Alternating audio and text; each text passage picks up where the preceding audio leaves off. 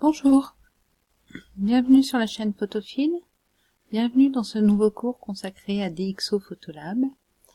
Alors ce logiciel DxO Photolab n'est pas un logiciel de montage photo. Donc ce n'est pas par exemple l'équivalent d'Affinity Photo, de GIMP ou de Photoshop qu'on a pu voir dans les autres playlists de la chaîne Photophile.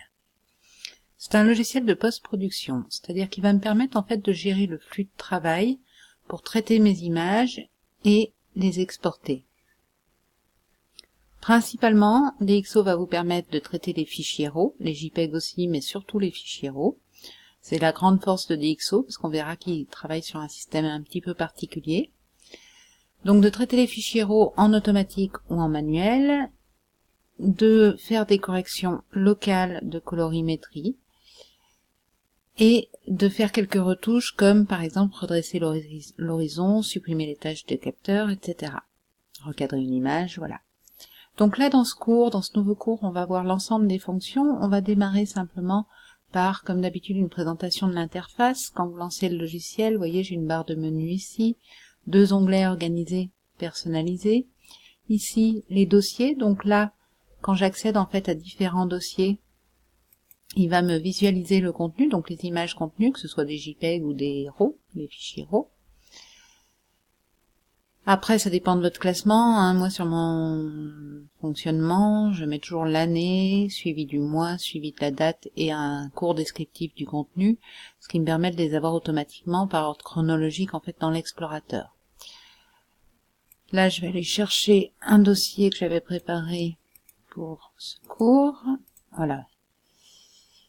Ici, voilà, il va me visualiser et la première chose qui va se passer, c'est que vous allez avoir une fenêtre comme ça, où il va vous dire ce dossier contient des photos qui ont été faites, par exemple, avec un D7000 et un 18200. D'autres ont été faites avec un D5000 et un 1855. Alors, la grande force de DxO Photolab, c'est vraiment la grande force de ce logiciel, c'est que, en fait, il travaille avec une base de données d'une très grande quantité de couples boîtier-objectif. Et donc, il va en fait corriger automatiquement les images, même si on pourra le faire aussi manuellement ou affiner manuellement. Mais les corrections automatiques qu'il va vous proposer pour traiter votre fichier RAW seront basées sur le matériel que vous avez utilisé. Donc la combinaison boîtier-objectif que vous avez utilisé. Donc quand il vous dit installateur de modules comme ça optique, il faut absolument cocher en fait ce qu'il vous propose et les télécharger. Donc là, simplement pour aller plus vite, je vais en mettre qu'un seul. Suivant. Voilà, il va télécharger le module et l'installer. On a la possibilité toujours après par la suite d'en rajouter via le menu module optique. Là, il me dit vos modules optiques ont été installés avec succès, voilà. Ici, module optique installé, je vois que j'ai bien mon module là qui s'est installé et j'ai la possibilité d'aller en chercher des nouveaux. Tout en sachant que sur les images, de toute façon, il détectera si j'ai pas le module, il me proposera en fait automatiquement le bon module. Donc ensuite, en bas, vous avez votre petite barre de défilement avec les vignettes, dans lequel, voilà, vous allez pouvoir cliquer sur une image, et ici, il vous applique automatiquement donc le réglage qu'il vous suggère en fonction, encore une fois, de votre boîtier et de votre objectif. Donc le traitement du fichier RAW. Là, quand je clique sur comparer, vous voyez, là j'ai aucune correction, c'est-à-dire ici, on voit par exemple que c'est bouché, c'est mon fichier d'origine. Si je relâche, on voit la correction proposée par DxO Photolab. Donc ce traitement des fichiers RAW, on le reverra en détail ensuite, et puis surtout comment l'affiner.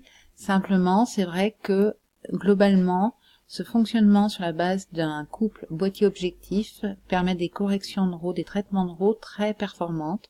Par exemple, sur cette image, vous voyez, ça c'est l'image d'origine, ici je suis très sombre, ici aussi. Avec la correction, voilà, j'ai récupéré de la matière, je peux me mettre ici un affichage de 100% et déplacer par cliquer-glisser dans l'image. Voilà, là, vous voyez, j'étais comme ça, avec du bruit et des valeurs sombres bouchées. Ici, je récupère vraiment de la matière et aussi un très bon traitement du bruit qui a bien réduit. Dans un premier temps, ce qu'on va voir, c'est comment trier vos images avec ce logiciel, et puis on verra donc par la suite comment affiner le réglage automatique proposé par DxO Photolab. Quand vous voulez trier, vous pouvez utiliser le mode plein écran, donc c'est celui-ci. Il vous bascule l'image en plein écran. Je vais déplacer ma petite zone pour que vous voyez ce qui se passe ici. Voilà. Là, dans la partie droite, en fait, vous avez ce petit bouton qui vous permet d'afficher les raccourcis clavier que vous allez pouvoir utiliser. Par exemple, je peux mettre une note, mettre la note 5 sur cette photo, directement en tapant le chiffre 5 sur le clavier. Vous voyez que ça a ajouté la note 5. Je peux aussi indiquer que je veux conserver cette photo en appuyant sur la touche 7. Ça me met ce petit rond vert qui va me permettre en fait de savoir que c'est une photo à garder. Inversement, je pourrais la mettre rouge, c'est-à-dire dire c'est une photo à supprimer. Pour passer d'une photo à l'autre, c'est tout bête, hein, avec les flèches de direction du clavier, donc vers la droite, voilà, je vais défiler mes photos et je peux les visualiser à 100%, par exemple avec la touche F4 qui est indiquée ici. Pour sortir du mode plein écran, j'appuie sur la touche échappe ou escape du clavier pour revenir voilà, sur mon interface normale.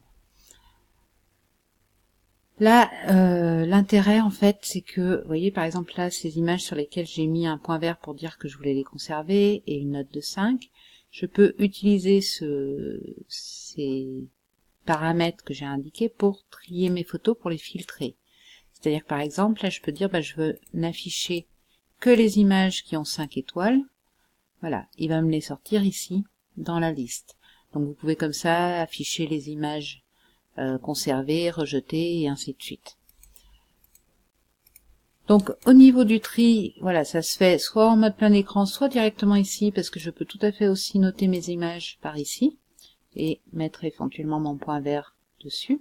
Quand vous avez une petite icône comme ça, vous voyez, là vous avez la petite icône avec l'appareil photo, ça indique justement qu'il manque un module optique pour cette image. Donc il vous le propose ici de le télécharger. Même opération en fait que tout à l'heure quand j'ai ouvert le dossier. Et dernière chose sur ce tri d'image, si vous voulez créer par exemple un livre photo, vous avez plusieurs photos que vous voulez réunir au même emplacement, vous pouvez les sélectionner alors en maintenant la touche contrôle quand elles ne sont pas les unes à côté des autres. Donc là, par exemple, je prends ces images, je fais un clic droit, pardon, j'ai fait une bêtise,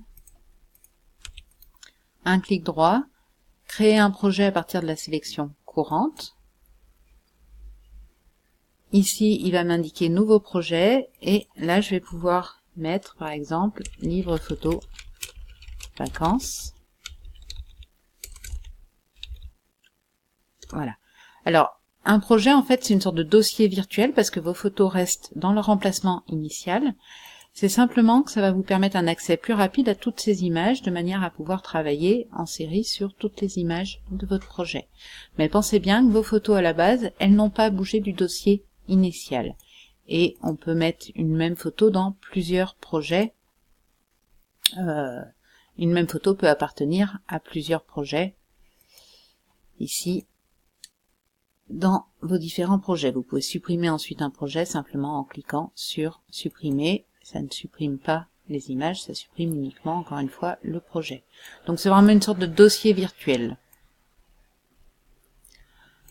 Voilà, donc pour ce premier cours, et encore une fois, on voit dans le prochain le traitement des fichiers RAW, comment passer du mode automatique, donc dans lequel je n'ai quasiment rien à faire à part exporter l'image, au mode manuel pour pouvoir personnaliser en fait ce traitement. Encore une fois, la force de DxO sur le traitement RAW, c'est réellement cette utilisation d'une base de données couple boîtier objectif.